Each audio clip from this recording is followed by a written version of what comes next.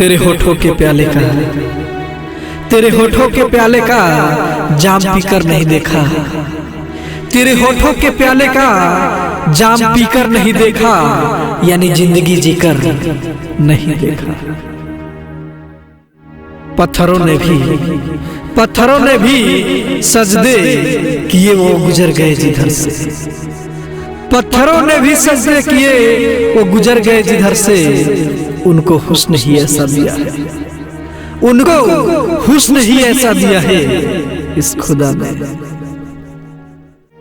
ऐसा नहीं आलम में, ऐसा नहीं आलम में तुझसे बढ़कर हंसी नहीं, ऐसा नहीं आलम में तुझसे बढ़कर हंसी नहीं। ना जाने दिल को, ना जाने दिल को तुम पे क्यों है और किसी पे कहीं नहीं।